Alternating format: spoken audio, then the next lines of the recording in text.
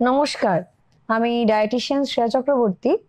এখন তো মানে ঢাকের বাদ্যি প্রায় অলমোস্ট বেজে গেছে। তো সবাই আমরা মুখিয়ে আছি একটা পুরো ফেস্টিভ্যাল একটা মাসের জন্য। কিন্তু এর মধ্যেও মনে রাখতে হবে, কিছু কিছু মানুষ আনন্দ তো করতে চান, কিন্তু মনের মধ্যে একটা ভয় যে আমরা বেরিয়ে কি খেতে পারি। তো সেই সব মানুষদের মধ্যে যেটা সবচেয়ে চিন্তার, সেটা হচ্ছে যাদের একটু রেনাল প্রবলেম থাকে, মানে কিডনির সমস্যায় তারা ভুগছেন। হতে পারে তাদের ডায়াবেটিস আছে, তার সাথে সাথে কিডনি সমস্যা।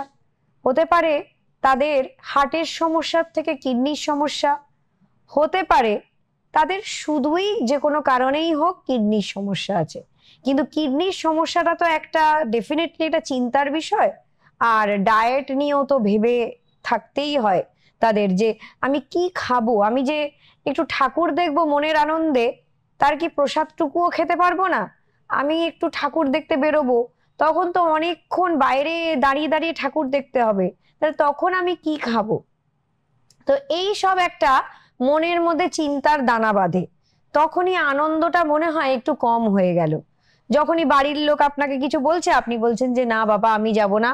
এই তো, আমি যদি একটু কিনে চিপস চানাচুর খেতে চাই, তাহলে সেটার মধ্যে অনেকটা নুন। এবার সোডিয়াম রেস্ট্রিক্টেড ডায়েট বলা আছে, ডায়েটিশিয়ানরা বলে দিয়েছে, ডাক্তার বলে দিয়েছে। আবার একটু যে একটু শরবত খাবো, একটু লাস্সি খাবো, ও বাবা, তার মধ্যেও তো আবার অনেকটা ফ্লুইড চলে যাওয়ার ভয়। তাহলে আবার সকাল থেকে আমাকে ফ্লুইড রেস্ট্রিক্টেড ডায়েট করে রাখতে হবে, যাতে আমার তখন গিয়ে কিছু সমস্যা না হয়। তারপরে একটু ফলের রস খেলেও তো তার মধ্যে হাই পটাশিয়াম। তার মধ্যে এবার দেখুন, আপনি যদি খেতে যান একটু রসগোল্লা, তার মধ্যেও চলে যাচ্ছে অনেকটা চিনি। আবার যদি একটু প্রসাদ হিসেবে ফল খেতে যাই, তার মধ্যেও চলে যাচ্ছে অনেকটা পটাশিয়াম, অনেকটা ফসফরাস। তো এবার তাহলে আমার কি পুজোটা একেবারে মাটি হয়ে যাবে? আমি কি কোনো আনন্দই করতে পারবো না? দেখুন, বয়স নির্বিশেষে কিন্তু পুজোয় আনন্দ। শুধু কি বাচ্চারাই আনন্দ করবেন? মাঝবয়সীরাও আনন্দ করেন, আবার বয়স্করাও আনন্দ করেন। তবে সিকেডি কিন্তু বয়স দেখে হয় না, সেটা যে কোনো মানুষেরই হতে পারে। কিন্তু অবশ্যই সেটা দেখে নিতে হবে যে আপনি ডায়েটে কি রাখবেন। তো ফার্স্টেই বলবো যে অবশ্যই যেগুলো অলরেডি বলে দিলাম, এই খাবারগুলো থেকে তো দূরে থাকতেই হবে। তার মধ্যে একটা বলা হয়নি, সেটা হচ্ছে সবচেয়ে ইম্পর্টেন্ট, কোল্ড ড্রিঙ্কস। তো এগুলো কিন্তু, তাই বলে কি কোনো আনন্দ করা যাবে না? কিন্তু যদি আপনি একটু প্ল্যান করে নেন দিনটা, যে না, আমার তো সকাল থেকে তাহলে যদি আমি এইভাবে ডায়েট করি, আমি যদি রাত জেগেও ঠাকুর দেখি, কিন্তু তাহলে আমি কি কি খেতে পারবো। তো সেক্ষেত্রে বাইরে আপনি ইডলি পেতে পারবেন, আপনি ধোসা পেতে পারবেন, আপনি ঢোকলা পেতে পারবেন। তো সেইগুলো আপনি খেয়ে নেবেন। এইগুলো যদি বাই চান্স না পেলেন, তাহলে একটু প্ল্যানিং, যেটা ফার্স্টেই বললাম, আপনি আপনার জিনিসটা ক্যারি করে নিয়ে যান, যে একটু দেরি হলেও বা কিছু না পেলে আমি ওইটা খেয়ে নিতে পারবো। তাহলে বিভিন্ন রকম মার্কেটে যে লো সল্ট, লো ময়দা, লো সোডিয়াম যে বিস্কিটগুলো পাওয়া যাচ্ছে, সেইগুলো কিনুন।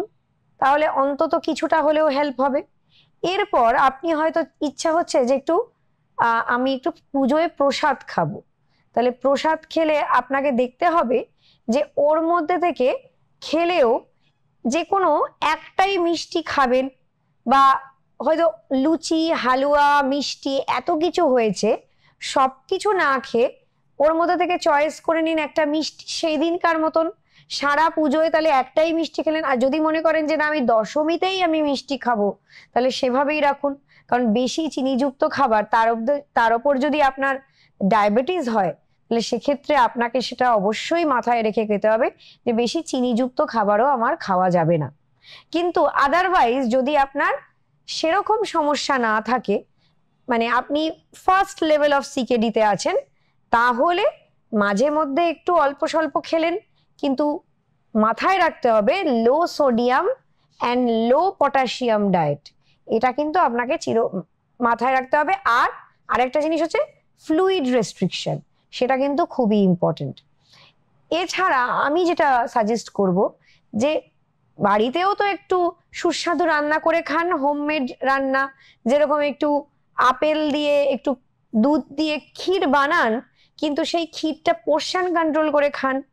এবার এটার মধ্যে চিনি না দিয়ে তার মধ্যে স্টিভিয়া দিন। তো যদি আপনি ডায়াবেটিক না হন তাহলে গুড় দিন, সেটাও কিছুটা হলেও। আর এটা তো আপনি রোজ খাচ্ছেন না, তাহলে সেই সময়ের জন্য কিছুটা আপনাকে আনন্দ দিল, পুজোর মধ্যে একটা অন্যরকম ডায়েট হলো। তো এটা একটা। তাছাড়া বাড়িতে যদি সুজি দিয়ে হালুয়া বানান, সেটার মধ্যেও যদি স্টিভিয়া দেন, সেটাও কিন্তু বেশ সুস্বাদু লাগে। তো আপনি ওই সেম স্টিভিয়া দিয়ে বা জ্যাগারি দিয়ে করে খান, তাহলে কিন্তু অতটা আপনার সমস্যা হবে না, আর মনটাও একটু আনন্দ থাকলো। আমি অনেককেই সাজেস্ট করি যে ওই সুজির ওই হালুয়াটা আপনি ফ্রিজে প্রিজার্ভ করে রেখে দিন, তারপর ওটাকে কেটে কেটে একটা ছোট ছোট মিষ্টি বরফি সাইজ হিসেবে কেটে নিন, তাহলে মনটা আনন্দ হলো যে পুজোর দিনে একটু মিষ্টি খাওয়া হলো। কিন্তু এটা কিন্তু একদম ঘরোয়া পদ্ধতিতে বানালেন, এর মধ্যে খোয়া নেই, এর মধ্যে কোনো এক্সট্রা চিনি নেই। তাহলে মিষ্টির দোকান থেকে না কিনে আপনি যদি এভাবে খেতে পারেন, বা বাড়িতেও আগে, এখনকার দিনে তো অনেকটাই এই দশমীতে সবার বাড়ি বাড়ি গিয়ে, পাড়াপড়শিদের বাড়ি গিয়ে যে প্রণাম করা, এগুলো তো আজকাল একদমই অবসোলেট হয়ে যাচ্ছে। কিন্তু তবুও মানুষের মধ্যে এখনো আন্তরিক শুভেচ্ছা সবাই দশমীতে প্রদান করে।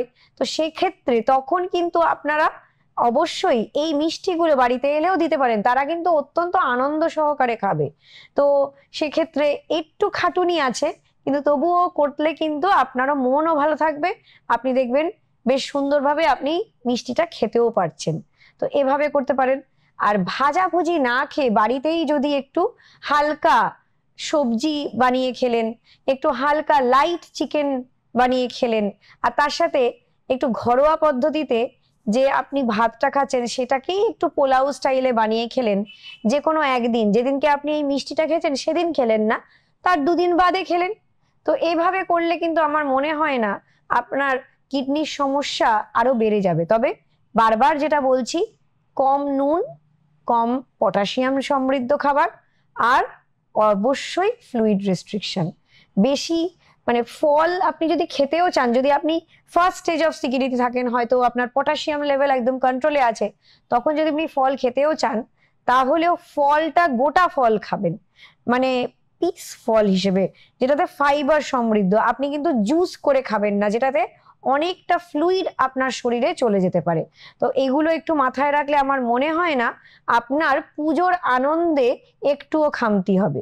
আর আপনি যে রান্নাগুলো করছেন, অনেকেই আপনারা ঘরোয়া পদ্ধতিতে যদি কোনো চাটনি বানান, যেরকম ধনে পাতার চাটনি, তো এইগুলো দিয়ে ধরুন আপনি ইডলিটা খেলেন বা আপনি সাম্বার বানালেন, এবার যে সবজিগুলো দিচ্ছেন সেগুলো কেটে যদি একটু আপনি জলে ওটাকে ভালো করে গরম জলে একটু ফুটিয়ে, তারপরে ওটাকে দেন জলটাকে ফেলে দিয়ে তারপরে যদি রান্নাটা করতে পারেন, তাহলে কিন্তু ওর মধ্যে থেকে পটাশিয়ামটা অনেকটাই নির্মূল করা যাবে। আবার এই ডালটা যদি আগের রাত্রিরে ভিজিয়ে রাখেন আর সেই জলটা যদি ফেলে দেন, তবুও কিন্তু অনেকটা পটাশিয়াম, অনেকটাই ফসফরাস কম হয়ে যেতে পারে। তো এভাবে যদি রান্নাগুলো করা যায়, আমার মনে হয় না কোনো সমস্যা হবে। ঘরোয়া খাবার খান। আর কোথাও যদি কোনোদিন যদি বাইরে খেতে ইচ্ছা হয়, আগেই বলেছি ইডলি, ধোসা, তারপরে ঢোকলা, পোহা, এগুলো আপনারা খেতে পারেন। আর যদি মনে হয় কোনো দোকানে গিয়ে আপনি একটু হালকা কাবাব খেলেন, বিকজ প্রোটিন রেস্ট্রিক্টেড ডায়েট বলা হয়ে থাকে সিকিডি পেশেন্টদের, তবে এবার কাবাবও খাচ্ছেন, মাটনও খাচ্ছেন, অনেক খাচ্ছেন, সেটা করবেন না। যে কোনো একটা চুজ করে নিন যে আজকে আমি কাবাব খাবো, তাহলে সেক্ষেত্রে সকাল থেকে তাহলে আপনাকে প্রোটিনটা সম্পূর্ণ রেস্ট্রিক্ট করে রাখতে হবে। তাহলে সেই হিসেবে আপনি ওই দিনকে আপনি একটু বাইরে বেরোলে কাবাবও খেতে পারবেন।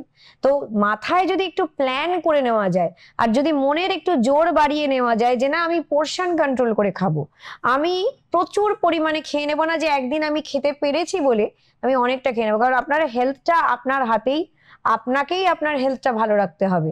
তো সেজন্য পুজোয় আনন্দ করুন। বছরে একবারই পুজো আসে, এই দিনটার জন্য আমরা বসে থাকি, আর এলেই তো ঝড়ের বেগে চলে যায়, কিন্তু ওই ঝড়ের বেগে চলে গিয়ে আপনার যেন কিডনি সমস্যাটা আরো বাড়িয়ে দিয়ে না চলে যায়।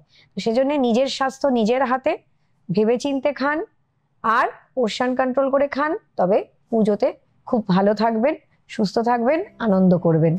নমস্কার।